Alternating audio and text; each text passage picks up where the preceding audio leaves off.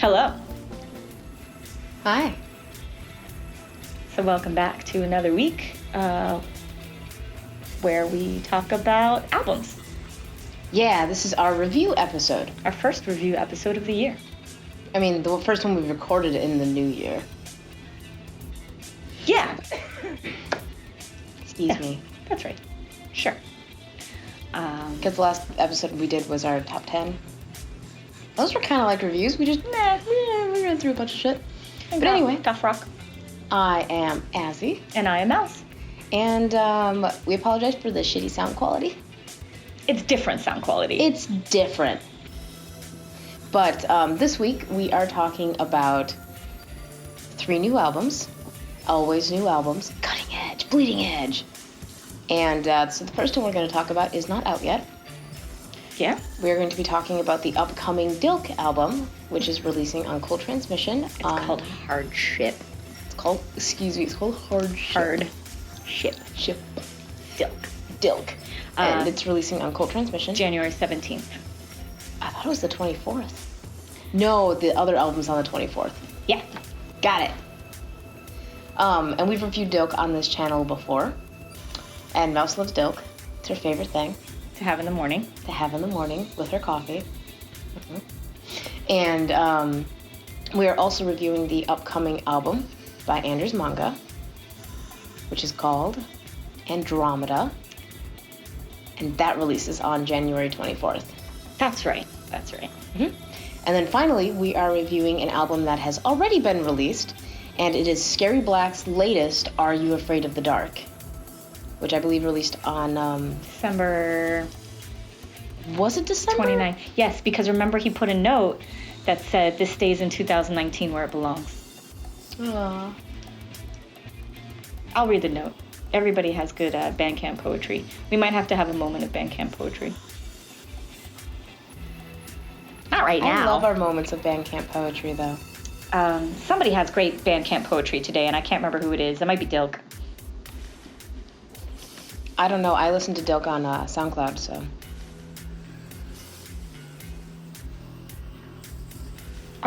Wait, are we jumping to Scary Black? No, I want to review DILK first, if that's okay. Let's review some DILK. Let's review some DILK.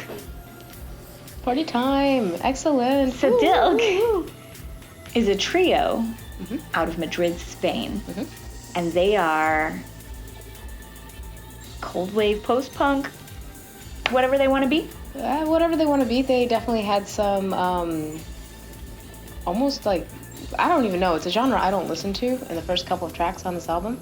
That's right. It sounded more electro. Do I know what electro is? Nope. But it's more minimal synth cold wave. No. Shut up, Azzy. You're wrong. Hey, that's all right. I've educated you on my shit. That's right. You can educate me on your shit. Yeah. And we'll be shit together. Yeah, because we have a place where we overlap. Gothwave.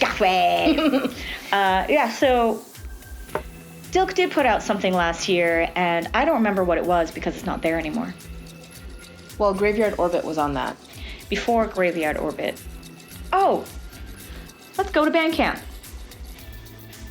Was it that album that we reviewed and then it disappeared off of Bandcamp? Yes, because they got signed to Cold Transmission. So anyway. This is pretty common for a label to re-release a band's like debut album. Yeah. Or previous album, yeah. So the album comes out on January 17th. It's 10 tracks long. And coming from Spain, I don't know, I guess I was expecting more of a gothy post-punk sound. Well, because that's what we've heard of, like, She Passed Away since they moved to Barcelona. Yeah. And My Own Burial. My Own Burial, true. We're also from Barcelona. They're a little gothier. But I don't remember any solid cold wave out of Spain. Same. And maybe it's there. But we're just not listening to it. Normally this is a sound that you would hear coming out of France or Italy. But it's awesome. And when I was listening to it, like, it gave me the vibe of even something like Ploho or it just like it sounded like something that would come out of the middle of Siberia or something. Yeah. So it started off very synthy, the first couple of tracks. Yeah, like Carlo Onda, upbeat synth, which is more along the lines of minimal synth. So yeah, like very retro, cold wave 80s, like right out of 1984. So the first couple of tracks were definitely like that, but that's European style cold wave. And then they had vocals that were almost like She Passed Away, with that like staccato vocal style. Right, because I listened to the first couple of tracks more than I think I listened to the rest of the album, because I kept having to restart it, because I like to listen through it as one piece. And I have to admit, like, I just was not really sold on the first couple of tracks. On the first couple of tracks, and I get that. I kind of knew that you would have that issue, because the tracks that we knew them for didn't sound like that. Right, I was very surprised. They're not bad tracks. I was just like, I can't get into these. And then you hit Graveyard Orbit and the rest of the album, and I was just like, yes. So I felt like there was a progression going on in the album, and I loved the whole thing. There absolutely was I'm all about the cold wave stuff. So Permafrost is the first track. RIP, R.I.P. is the second track, and that's also like classic minimal wave sound or minimal synth sound. Pluto, which is the third track, that's the first song where you start hearing that's when it started, the guitar. Yeah, that's when you start hearing post-punk guitar. And that was a good track too. I was really relieved when I heard that track, because then I knew that this album wasn't going to be just cold wave or minimal synth. It was actually going to have some like guitar in it, maybe some wave. So it kind of opens it up, and I realized that they've grouped the songs to have like a journey. It's almost like, even though they have like several different styles going on, they grouped them together. Right. So if you gave up in the first two tracks, you didn't actually get to even make a dent. Right. In what they sound like. Right, because if I had been flipping through this album and was just casually listening through it, and I listened to the first track and, you know, the second track, I might not have continued on, but it had a really nice variety throughout the album. And you're right, it was a really nice progression. I still like Graveyard Orbit, though. It still is such a great song. Yeah. So it's not just that it's the song that we've heard the most, because it's been out for a while. It's been out since August. But it has more of that goth wave. Yeah. Goth wave elements. So it has your post-punk guitar, and it has the synths, like just melding together perfectly, without being strongly one or the other. It's like a guitar, more guitar-y dark wave, or more wavy post-punk. Yeah. Yeah. But that's just up to track 4. Like, this is a 10-track album. I can't even. The rest of it, it gets more wave. It does. It kind of sticks a little post-punk for a while, and then it kind of progresses into more wave. There's a song, Leave It for Tomorrow. I like that one. There was a part of it, there's an instrument in it, like these really light, airy synths that I really loved, and that's why that song stood out to me. There's a track called I Can't Figure It Out. I think that was the sad song.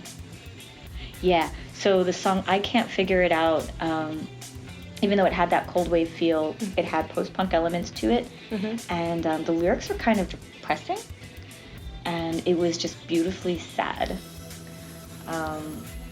It was poetic, and I don't know, I just got this strange vibe from that particular track. I can't figure it out. So even though it had a fast beat to it, like the song itself sounded kind of depressing. And there were no get that vibe. That was track 7. Okay. I can't figure it out. Yeah. He sounded so like sincere and sad with the vocals, even though the song was like really fast paced. So I think the first time I listened to it, I didn't really notice. But then later I was like, oh. I'll try to listen to that. It sounds like he's trapped. Because I didn't catch that at all. And I want to hear it how you hear it. What did I say? The vocals sound pleading. Oh, that's a good word. So was this the band with the Bandcamp poetry you liked? I think so. Yeah. So, okay. It says recorded, mixed, and mastered in Brazil Studio, which is in Madrid. The songs are about the constant search for identity, the unlove, and the unreasonable existence, the shortness of life and its imminent end, about the feeling of not fitting in or not being understood. Hardship collects the deepest and primary duels of the human being, takes your hand, and invites you to dance. Aw. That's some great Bandcamp poetry. That's some right there. really great Bandcamp poetry. I wonder who wrote that. That's lovely. I don't know. Maybe they wrote it. Which I think we forgot to mention 3 people in the band. Yep, we did mention it was a trio. Jamie or Jaime Probably Jaime. Parra does keyboard and synths. Carlos Esteban does voice and guitar. And Esperanza Ruiz, she's on bass. And they have a music video for Pluto. Yeah. And they're all playing their instruments, and it's adorable. And Carlos is like drinking milk. And I like busted out laughing. I was like, yeah, drink your milk. Honestly, Pluto, I think, was the great choice of the singles. There are 4 singles on this album. I think Pluto was the great choice to do a music video for. Mm-hmm. Graveyard Orbit, Pluto. Rip and Wake Up. Oh. I didn't like Wake Up as much. Can't win them all. It was okay. I thought No Reason Why was the best one for the dance floor. That was like track 9. I would have played Graveyard Orbit on the dance floor, but that's me. I definitely will because that song is just better, or it's grown on us the most. I don't know. I liked Graveyard Orbit from day one, the first time I ever heard it. Mm-hmm. And I still think it's the standout track on this. But it's great hearing more from DILK. And the last song, To Escape Myself, is more experimental. It's kind of dark and plodding, but has some really interesting sounds in it. I have to admit, I don't remember this track. The last track, I was just like, whoa. What is that sound going on in the background? I think I was in my car or something, and I had to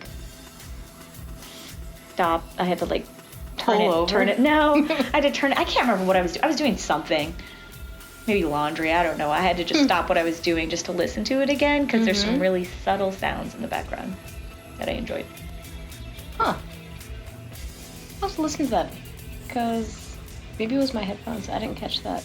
I'll have to put it on the big speakers. We could play it. But no, I like the other tracks. Okay. I like the other tracks, so. What was your favorite track? Graveyard Orbit. I'm sorry, I thought I said that like 12 times already. Yeah, I agree, but I don't know if it's because we've known that song longer, we've played it when we spin. Does that mean it's the best track on the album, or the other tracks haven't? Pluto was a solid track. Pluto was awesome. Yeah. Yeah, and with the video, just go watch the video. In the milk. Oh my God, he's drinking milk. And then the girl Esperanza, she's drinking something too, but I think it's like beer. Not milk beer. Have you ever done that? Have you ever been so drunk that you're like, man, I want some milk, but I also want beer, and you just mix them together? Have you? Yes. Ew. Yeah, I did that. Oh, that sounds disgusting. Well, you don't have to drink the whole thing. You just take a sip, and you're like, wow, I had beer milk. That's an Always Sunny level bullshit thing to do. Yeah. People you're disgusting. People compare me to Charlie sometimes. I love him. He's my idol. Okay. You just stared at me like. I mean, if you want to smash rats, that's your business. No, I want to smash Charlie. Have you been listening?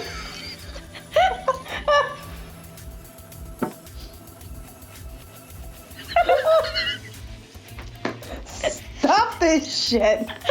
I mean, I can't handle this. I already had Love Will Taught Us Apart tonight. Love will taught us apart. Oh, Todd. God, okay, next album or I'm gonna lose my shit. You know we're gonna have to put a picture of Todd now. Oh, yeah, we should put a picture of Love Will Taught Us Apart. So dumb. So fucking dumb. So dumb. Uh, And we can't put it on a shirt either because it's an actual person's face. we could, Unless we just take his face off and just say Love Will Taught Us Apart. It doesn't matter. Let's move on to the next album. Damn it. Oh, it's been a weird night. Has it? Just seems like a normal night. Yeah, this is okay. That's fair. We have more albums to go through. We have 2 more albums. Oh my to go god, through. we are so slow. Why would anybody listen to us? Because we make them spit up whatever they're drinking onto their goth rock. Goth rock! Hashtag goth rock. Hashtag goth rock. Next album. Let's do it. Anders Manga, Andromeda. Oh my god, it started out with Requiem and Rosaries. And Fucking love that oh song. my god. It is so fucking good. Okay, It's so great. So, I don't know what Anders Manga has been up to lately. I do. You do? Yeah, he did Coffin Moth. He released The Witch Will Die, which was recorded in 1999 as Coffin Moth. I think it's called The Witch Will Die. And then he put it on this album for some reason, and it's like the most, it doesn't fit, it's not on his actual page. It's under his one single side project called Coffin Moth. And it has a purple cover with like a witch on a broom and shit. That's so cheesy. But that's why if you like look at the album, or like listen to the album, I think the track is called The Witch Will Die, right? Night of the Witch. Oh, Night of the Witch, excuse me, and it was Witch something. He has another like band. Yeah, he has Hammers. Bloody Hammers. Yeah, he also has Bloody Hammers. But has he been doing anything with that in the last couple of years? Oh, so he's been working on Bloody Hammers. So, Night of the Witch. so is Bloody Hammers metal or dark wave or what? Rock. Rock. Okay. Is it cheesy rock? Okay, our might director actually have to Steve go- says that it's cheesy rock. We've listened to it. I've listened to it with Steven before because he's a big fan of Anders Manga Okay. and his side projects. Well, but does he need to come in here and like do the review with us, or are we just gonna talk to you off screen? No, I Because we're gonna make our opinions. Are you gonna go back there and be like, "You're wrong"? haven't heard this album. we wrong. listened to it today. It's great. It's great. I haven't heard it. Oh, okay. So, Anders Manga has been around for a long time. They've been around since 2004, which is before any of these like new post-punk goth revival bands were even dreamt of. He's been doing electro-inspired goth. It's kind of a mix of both. So, very familiar with him in the goth industrial scene.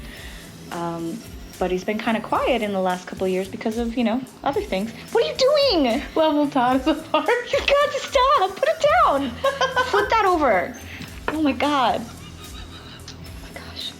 So, I started paying more attention to Anders Manga recently because he made a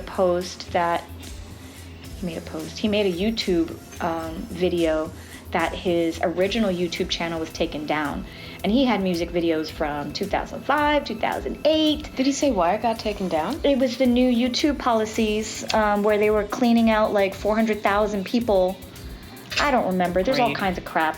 And they just keep changing those policies, but they just took it down. And he made a video where he was just talking to the camera about some stuff. I don't remember what he was talking about, but it was a really interesting video. And I was like, you know what? I should revisit Anders Manga and see what he's up to. And then this came out. And I was really surprised to see this be released. And I love the album cover too. Like at first I was like, what is this weirdness? It's like horror sci-fi goth It's shit. horror sci-fi goth shit. That's exactly what that is. Like you have the meteor and everything and the face and everything. It looks like something straight out of like 70s shit. And then whatever the heck this little monster thing is. Like, Is it like an alien Sasquatch? it's like an alien Sasquatch, like right out of like an Edgar Allan Poe story, like Murders in the Rue Morgue or something. But it's all like together. And then just like a skull with a candle and just It's brilliant. Very spooky. Can you imagine, like, whoever designed it, I don't know if he designed it, but whoever designed it was like, but I want to comment and I want like the crazy monkey ape thing, and I want a face, and a moon, and a skull, And a candle. and a candle, Oh, and a sci-fi horizon, and some stars. but black and white. Can we do that? Yeah. And It's actually a really nice cover. I love it a lot. Yeah. But that first track, I think, is the best track on the whole album. And then something you may not know, even though this album doesn't come out until January 24th, you can listen to it right now Right on now. Bandcamp. Yeah. Isn't that spatial? Spatial? Are you making a joke because it's about space? Oh my god, I'm not that witty. Isn't that spatial? Like spatial awareness. The album is Name Your Price, which is amazing for an album this good. Or from a band like this, like well-known. I consider them a well-known band. They are, I think they are. I think they're pretty well known. I don't know how to measure anymore. How do we measure? Facebook doesn't really count. Spotify is only if you're on Spotify. Message our friends and say, do you know this band? And if they do. That's true. That's true. But then again, that's also a bad metric. Yeah, it is. I guess it's the loudness of their PR people then. Loudness. Well, the PR people got it to us. Yep. Got So us they're this well album. known. Okay, so first track is Rosaries and Requiems. Rosaries and Requiems. So Oh good. my god. So, first of all, it's like epic dark wave something. I don't know, all of the above. And Anders Manga has always just been really good about like cadence and songs that make it super fucking catchy. This song Catchy. is no exception. Really, really good at that. So, all the verses leading up to everything were just his vocals surprised me. I mean, I had listened to some older Anders Manga, but his voice is really nice. His voice is really nice. Oh crap! I'm trying to remember that song they did about a zombie queen. Was it a zombie queen? I bet you it was called Zombie Queen. I'll Let me look go it look. up later. Are you kidding? I'm gonna look. Oh, okay. No, later. Okay. Later. All right. But definitely strongest song on the album, Absolutely. hands down. Mm-hmm.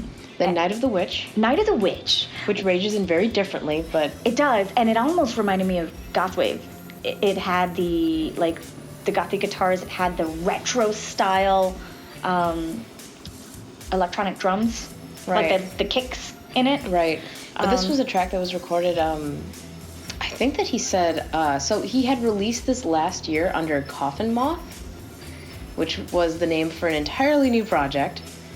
And Is it the same song? said it was written and performed by Anders Manga, 1997. Holy shit, that the song same is old. song. But Mhm. does it really sound like that from '97?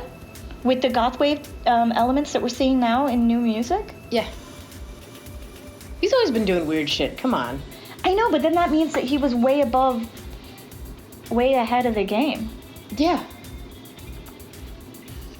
I'm sorry I never paid attention to you, Mr. Manga. Well, to be fair, I don't think he released it before now. But if he wrote it in '97, he might have added elements to it that are modernized. That is true. He might have. We'd have to ask. Unless we can find the '97 version. He didn't release it anywhere? Not that I know of. That album cover's so nice. Anyway, we should probably get to the rest of the album. When the Lights Go Down. Tell me about this song. It's all right. Every time I listened to this album, I kept trying to pay attention to this track, but then Atomic Sky would come on and I would get distracted because Atomic Sky is like the slow song. And Atomic I really, really Sky liked it. was really beautiful and slow, and right in the middle of the album, and it was. I actually don't remember when the lights go down. See, that's my problem. Like, I don't remember when the lights go down. And it's not anything against the song. The whole album is good. I remember the entire whole album being is good, but when Atomic every Sky comes in, it just wipes you clean and you listen to it and it's gorgeous. also every song has its own personality. Absolutely. With Rosaries and Requiem coming in strong, Night of the Witch having that like really awesome like cheesy like goth wave vibe, and it actually reminded me of Angels of Liberty a little bit with its with, like, chorus, the catchy yeah, chorus, mhm. catchy punchy chorus. When the Lights Go Down was similar to that vein. After the Atomic Sky track, which is that slow one, you have Breathless. Breathless. Did you like Breathless? That's all right. I thought it was all right. I thought Breathless was the most pop friendly, Yeah, like it didn't- a catchy electronic rock song. I guess it didn't really hit me like I wanted it to, because right after that came Serpentine, I liked that, which was another absolutely gorgeous track that Yes. had a very like Western vibe to the lyrics. Yeah, and I thought that really was liked kind it. of like Western country goth, but also it sounded like a, what do they call old Western tales? Spaghetti Westerns? No, No, that's not like right. like a fairy tale, but from the Old West. Like it sounded like it was steeped in lore and Not had a saga, not a ballad. maybe a ballad. Hey, director. Director don't know. Director. He's playing Red Dead Redemption. He might know. He doesn't know. Can you answer our question? What is it called when it's like a legend of the Old West? A legend. Oh. You piece of stupid. Never What's mind. the word for legend? It's like, oh, We figured it out. Thank you. I told you not to bother him. Oh my God, this is why we can't get anything done. This is why we can't have nice things. Oh my God. We're fucking idiots. It was, yeah, okay. Anyway, Serpentine or Serpentine has that like archaic country goth kind It of. definitely reminded me of that as well. Because Yeah. I listened to a genre of music called Southern Gothic, which is basically dark Americana folk music. And it reminded me a lot of that. Just in lyrical themes and some music themes too. It was really nice. Folk. There's And some then- great folk out there. There But that's a really is. whole other ball game, especially if you're getting into like apocalyptic folk and stuff like that. I don't know anything about that. But I That's do- like Death in June. Oh, I don't know kinda anything about that. Very old world, old timey, classic sounding, or epic, but folk. Cool. And then there was Lucifer's Light, Another ballad. yeah, which closed out the album, which Uh-huh. was another slow track. It was another very slow track. It was kind of sad because as you're listening to it, I just wanted to start the album over. So I didn't give it much credit, but it was still very beautiful. See, I liked it. I thought that it was very pretty. It was. But all in all, I was thoroughly impressed. 7 perfect tracks. You don't need the other random 3 tracks that always get added to an album, and then you're like, yeah, I could skip that. This wasn't like that. Every single song had its own personality. But it was still very much Anders Manga. Still very much had his vocals, Yeah. had his personality in it. There were a lot of songs that when it switched into the chorus, you're like, there's that Anders Manga chorus. Yeah, so I guess he's from Asheville? Yeah. Same place as Secret Secrets, Shame. yeah. Yeah, Maybe they're friends. maybe. Maybe they could go to each other's shows. I like to imagine that in the same town. Bands support each other? Is that too much to ask? Yeah. But I'm sure it happens, and I'm sure people are really nice about it, because people tend to be nice. Or they play the same shows over and over and with each other. Yes. They're like, you guys again. Gonna open for us again. Well, maybe next time, they'll switch places. Yeah, maybe. Yeah. But this album is out on January 28th. It's Name Your Price on Bandcamp, and it's pretty great. Not at all something I would have expected. Somehow, like, Anders manages to keep it fresh despite having, kind of always been, like, right in the middle of what's going on. And having tons of projects. And having tons of projects. And having a YouTube channel that he's re-uploading. Mm-hmm. And, I didn't know he had the YouTube. I'm going to have to check yeah, that out. yeah, he has a cute YouTube show. I don't know how often he's gonna do it, but he got on there first to say that his page got deleted. And then he was talking into the... Oh, there's this Bloody Hammers thing. Wow, he's got a ton of music videos. Awesome. Well, let's check that out later. Okay. And Heavy rock band. Heavy rock band. And that brings us to our last album of the evening. And that is Scary Black's Are You Afraid of the Dark, which was December 26, 2019. And this album, in quotes, consists of an EP and a few singles I had planned to release earlier this year, but never had the time to get to them, leaving them all in 2019 where they belong. While in 2020, Scary Black belongs in Tampa. Yeah, he's coming here. It's coming here.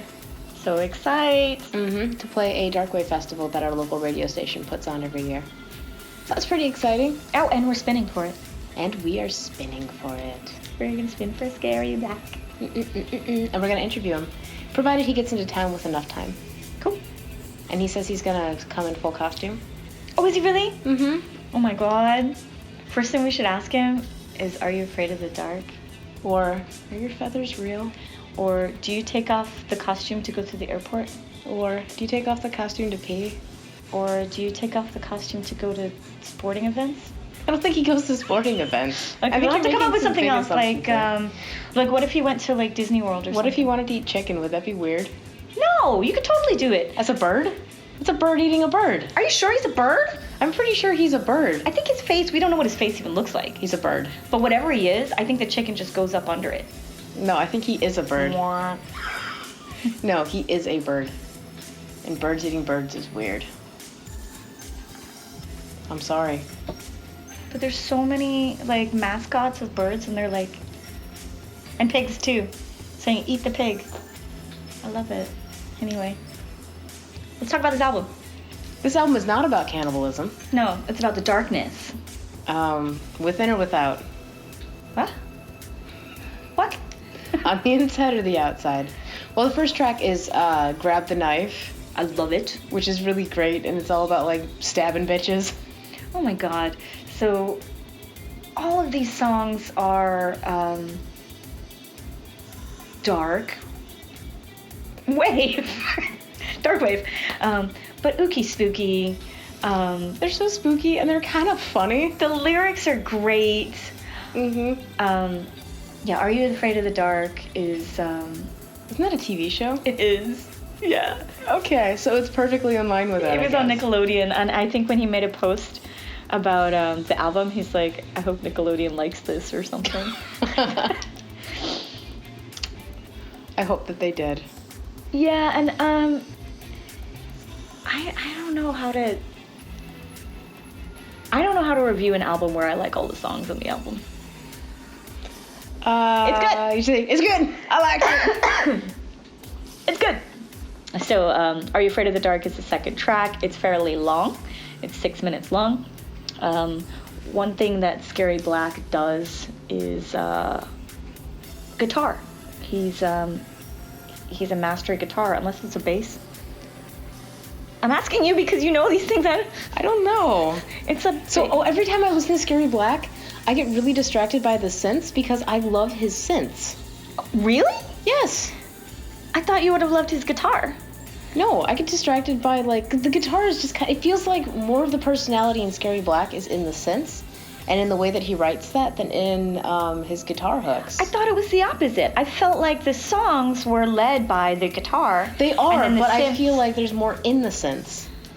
Because it's the way that they mix together that just makes me so goddamn happy. That's an interview question. When you write the song, is it written for the guitar or is it written for the synth? Oh, yes. Put that in your pocket. And then whoever wins, the loser gets to buy him dinner. Okay. That sounds good. Yeah. Watch he'll be like, I don't want dinner, I already ate. I'm sorry, my cat couldn't get on the chair. See that? Yeah, your cat's so fat. Yeah. And then Wolf on His Own, every time this track started up, I'd get about halfway through and be just like, what the fuck song is this? I loved this song. I loved it more than most of them. I loved it too. Actually, 3 in a row I really loved. No, maybe 4 in a row I really loved. So there, 3 songs in a row on this album, right in the middle, I really love Wolf on His Own. Then Stay in Your Lane. Okay, so I'm driving to your place, right? With and I'm your driving. auto assist on? No, I took it off. Oh. So I took it off and I'm like this. And then and Scary Black is like, stay in your lane. And I'm like, I'm trying. I'm trying. I listened to the album twice on the way to your place. And yeah, I felt this weird omen, like if I was listening to that song and I switched out of my lane, I might get in an accident or something. So I was like, yes, staying in the lane. Anyway, that doesn't mean anything. But you did it. But the song is I really love the song, and my favorite. Are you gonna say it's track 5? Yeah. Because oh my god, that was my like absolute favorite off the entire album. Because he curses in it, and I'm like, because he says fuck. He says fuck. So I mean, I shouldn't really be so excited about it just for that, but No, but it was also really catchy. It's pretty slick. Yeah. It was a pretty catchy You and song. I are not the same. Fuck your life and fuck your game, or something like that. Do do do do do do do do do do do do do. It was just really good. Oh, so Libby taught me how to do this really cool like white girl snap. Excuse You me? have to use your. Libby taught me how to do this white girl snap. Yeah, I heard you the first time, and I'm still gonna say excuse me. Yeah. So you click your hands and you nod your head. She said your whole elbow has to go into it. Oh, you mean like you're like getting to some like kind of weird street dance off? Yeah. Yes. No, but that's two. That's two. Oh my god. Anyway, thank you, Libby. So you and I are not the same. Best fucking track. Yeah. I loved it. Yeah. And then 6, 7, 8 are fine. I will crawl inside your heart and die. Oh, I really like- That's such a sweet sentiment. I really like these I like really his long song titles, Yeah. Then a few things I hate. So all of the songs are like, I don't know if they're like deeply emotional or if they're just, Well, they definitely all seem to come from a place of emotion, and a lot of it seems to be like, fuck everything. I don't know if they're like just over the top emotional, like in a parody kind of way. I'm not sure. We can ask him. All right. But a lot of these songs are very slow. They're Yeah. like lower energy, dark wave. Well, that's totally in line with what we know of Scary Black.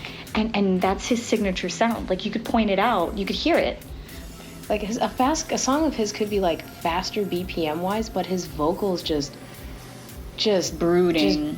just like fog over everything and frost it up, and you're just Is it like that? Is it like The Mist, where it just like comes out over everything? That's just exactly like we love each other. Oh, it's like a whispery, like it's so deep, Yeah, so smooth, and then His- he has whispery reverb. yeah. So his vocals are a fog. Yeah. Now, is it like The Fog, the movie, or like The Mist, the Stephen King Isn't book the slash? fog a movie with like really bad CGI aliens like tearing people out of like the department stores and shit, Oh, that or sounds a pet like food store? that's The Mist. And then they all like shot each other at the end, and the dad kills his kid. Oh wait, that's a spoiler. Whatever. Who cares? Spoilers for a movie that came out 20 years ago. Yeah, That's that movie? That's The Mist. I haven't actually seen it. I just watched a breakdown about how stupid it was. You should watch it. It's really good. It's actually probably the best Stephen King adaptation there is.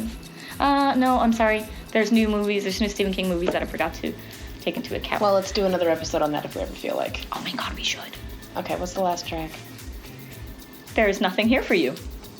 Oh, and that sums up the album. There's Nothing Here for You. It was put out in 2019. Let's leave it there and move on. Anyway, it was great, was great. but I know that there's probably a lot more things in store that he's working on, and I look forward to that.